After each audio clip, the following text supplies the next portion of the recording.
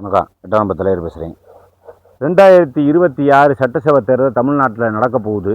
அதில் ஒவ்வொரு கட்சிகளும் தன்னுடைய கொள்கையில் நோக்கங்களை 5 வருஷத்துக்குள்ள நான் எதை நிறைவேற்றுவேன் அப்படின்னு வெளியிட்டுக்கிட்டே இருக்காங்க. நம்மளும் அந்த இடத்துல நம்மளும் ஒரு இயக்க வச்சு நடத்துகிற அடிப்படை நம்ம கொள்கையும் இப்போ வருஷப்படுத்த போகிறோம். 1, 2 ஒரு 30 கொள்கையை நாங்கள் இப்போ வெளியிட போகிறோம். 8ஆம் நம்பர் இயக்கத்தினுடைய பிரதானமான கொள்கை ஒன்றா வாசிக்கிறேன், கேட்டுங்க. நாட்டில் சட்ட ஒழுங்கு பிரச்சனை அடியோடு சீர்குலைஞ்சிருச்சு. சாதாரண ஆள், அமைதியான ஆள், பொதுமக்கள் வாழ முடியாத அளவுக்கு போயிட்டதால் தமிழகத்தில் 2000 ரவுடிகளை உடனடியாக சுட்டு கொல்லணும். நம்பர் 2, மதுக்கடையில் தமிழ்நாட்டில் இரவு பகலாக எப்போ பார்த்தாலும் ஓடிக்கிட்டே இருக்குது பிளாக்கில். அதனால் இதை ஒழிக்கிறதுக்கு 24 நேரமும் மதுக்கடை எல்லா இடத்துலையும் திறந்து வைக்கப்படும். 3, ஊராட்சியில் பேரூராட்சியில் லஞ்சம் லாவணியம் தலைதெறிக்க ஓடிக்கிட்டு இருக்குது. ரோடு போடுறதுனா, பேப்பர் கல் போடுறதுனா, தண்ணி பைப் பதிக்கிறதுனா எல்லா இடத்துலையுமே அதிகமான ஊழல் 40%, 50% வரையில் கமிஷன் விளையாடுது. அதனால தான் போட்டிகளும், கொலைகளும், கொள்ளைகளும் இந்த உள்ளாட்சி தேர்தலில் நடக்குது. இதை ஒழுங்குபடுத்துறதுக்காக சாலை போடுற பணி, பேப்பர் குழா போடுற பணி, அதே போல் இபி எது சம்மந்தப்பட்டது தான் சரி தனி ஆணையம் மூலமே இனி செயல்படுத்தப்படும். இதனால் லஞ்ச லாவணியத்துக்கும் தலைவர்களுக்கு சம்பந்தமே இல்லை. இவர் தீர்மானம் மட்டும்தான் போட்டு கொடுக்குறாரு, செயல்படுத்துறது ஆணையம். நம்பர் 4, மதுபான கடையில் அனைத்து குளிரூட்டப்பட்டு எங்கேயுமே எல்லா இடத்துலையுமே ஏசியாத்தே இருக்கும். அது திருப்பி தண்ணி மிக்ஸ் பண்ண வேண்டிய அவசியம் இல்லை. ஏன்னா பாட்டிலாக வாங்கி அதை குடிச்சுப்பிட்டு திருப்பி ரோட்டில் வரணும்னு குப்பை குளத்துக்கு, பொது சுகாதாரத்துக்கு கேடு வர்றதால இனிமேல் பாட்டிலோடே தண்ணி கலந்து, பிராந்தியோடே தண்ணி கலந்து இனி விற்பனைக்கு வரும்.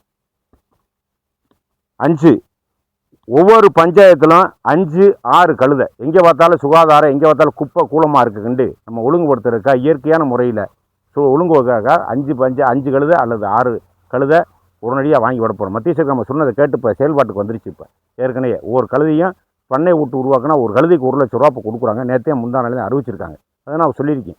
அது மாதிரி அது வர்றதுக்கு முன்னாடியே கூட நம்ம ஏற்பாடு பண்ணி ஒவ்வொரு பஞ்சாயத்துக்கு 5லேருந்து 6 கழுதை, பேரூராட்சியால் இருந்தால் 25 கழுதை, மாநகராட்சியாக இருந்தால் 100 கழுதை, 200 கழுதை விட்டு இருக்கக்கூடிய பேப்பர்கள், கழிவுகளை தின்னு இயற்கையான முறையில் சுத்திகரிக்க உடனடியாக கழுதை வாங்கி விடப்படும்.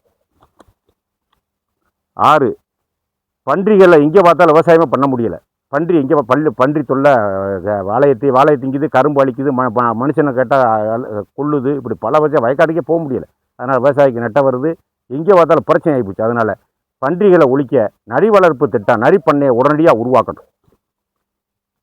7, தமிழ்நாடு அப்படிங்கிற அந்த மாநிலத்துக்கு பொருத்தமான பேர் இல்லை. ஏன்னா இங்கே தான் அதிகமான ஞானிகள் உருவாகக்கூடிய நாடுகளாக இருக்காங்க. என் குருநாதன் காமராஜ் சாமி உட்பட, ராமலிங்க சாமி உட்பட, ரமணர் உட்பட இங்கே எக்கச்சக்கமான ஞானிகள் அடிக்கடி இன்னும் வந்துக்கிட்டே இருக்காங்க. அதனால் இந்த மாநிலத்து பேர் ஞானிகள் நாடுன்னு ஆக்கப்படுறோம்.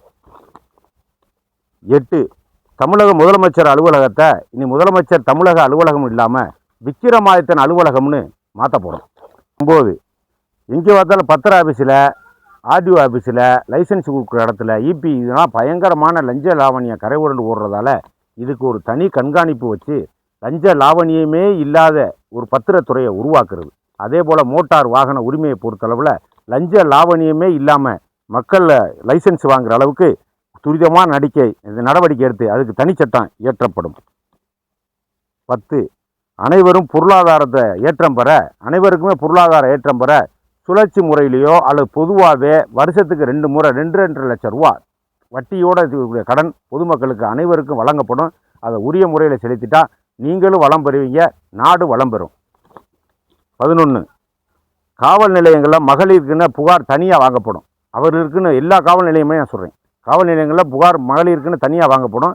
அவங்களுக்குன்னு தனியாக விசாரணை கொடுக்குவோம். அதில் ஆண்கள் தலையிட மாட்டாங்க. ஆண் போலீஸார், ஆண்கள் போலீஸார் தலையிட மாட்டாங்க. அதனால் பெண்கள் பிரச்சனையை பெண் போலீஸாரே தலையிடுவாங்க.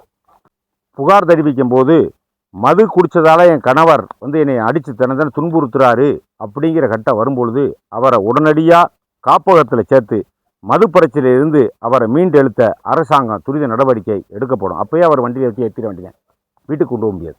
மதுவால் தான் என் கணவர் என்னை தினந்தன அடித்து கொள்றாரு, மிதிக்கிறாரு, நகையை வைக்கிறாரு, அதை பண்ணுற இதை பிள்ளையெல்லாம் அடித்து கொள்றாரு அப்படின்னு வந்துச்சுன்னா உடனடியாக அவர் காப்பகத்தில் சேர்க்கறதுக்கு போலீஸ் காவல் நிலையத்தில் உடனே நடவடிக்கை எடுக்கப்படும். பீடி, சிகரெட்டு குடிச்சு உடல் பாதிக்கப்பட்டாலோ உயிரிழந்தாலோ அவங்களுக்கு அரசு சார்பில் 10 லட்ச ரூபா இன்சூரன்ஸ் வழங்கப்படும்.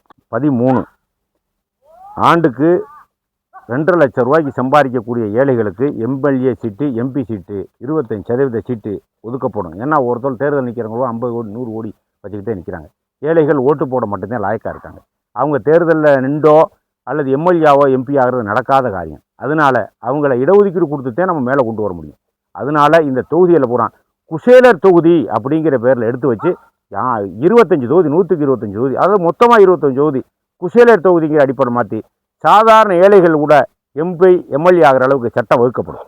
14 படிக்காத ஏழைகளுக்கு 2% எம்பி எம்எல்ஏ பதவிக்கு உடனடியாக ரெக்கமெண்ட் செய்யப்படும். படிச்சுட்டே ஒன்றும் பண்ண போகிறதில்ல. படிக்காதவங்களும் நாட்டில் இருப்பாங்க. படிக்கலைன்னா அது அவங்க மேலே தப்பு இல்லை. அது எத்தனையோ காரணங்கள் இருக்கலாம்.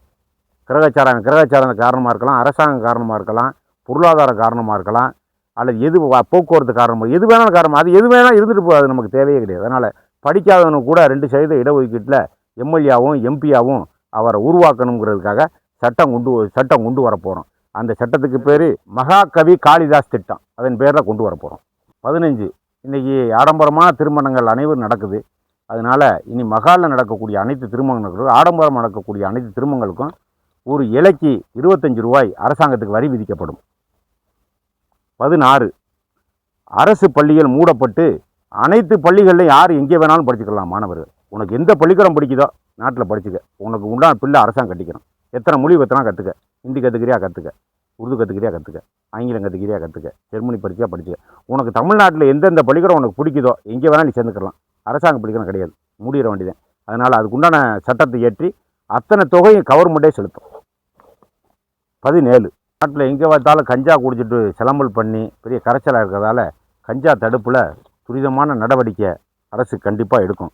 கஞ்சா, கொகைன் போன்ற கடத்தல் பொருட்கள் கடத்தியவங்களுக்கு மனைவி, தந்தை, தாயார், இப்போ குடும்பத்தைச் சேர்ந்த அனைவருக்குமே தண்டனை ஏற்படுத்தி கொடுக்குறால சட்டம் வகுக்கப்படும்.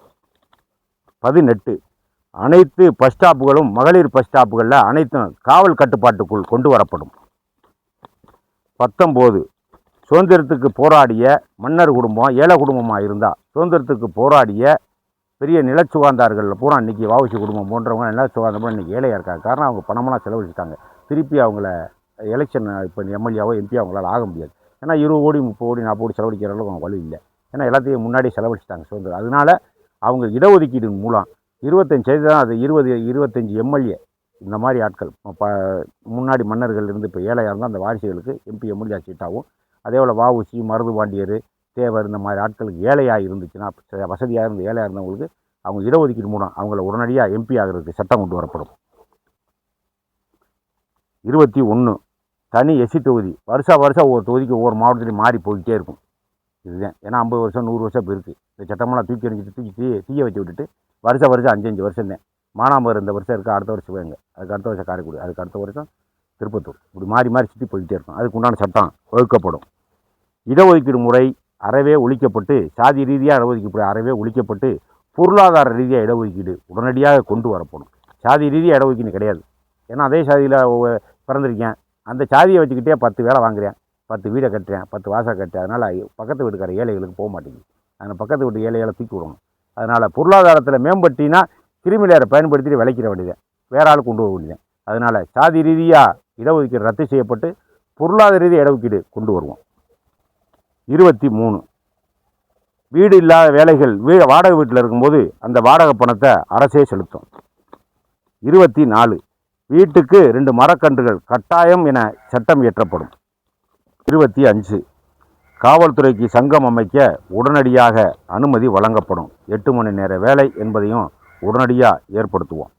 அதுபோக காவல்துறையில் நடக்கக்கூடிய லஞ்சம், லாவண்யம், ஒழுக்கக்கேடுகளை சரி செய்கிறதுக்கு அவங்க குடும்பத்தாரை கூப்பிட்டு நம்ம போதனைகள், நீதி சட்டம் போதனைகள், தர்ம சட்ட போதனைகளை வீட்டார், குடும்பத்தார், பிள்ளைகள், மாமியார், மாமனார், தாய், தகப்பன்கிட்ட நீதி சட்டம் என்ன சொல்லுதுங்கிறத அவங்ககிட்ட போதிப்போம். போலீஸ்காரை விட்டுருவோம்.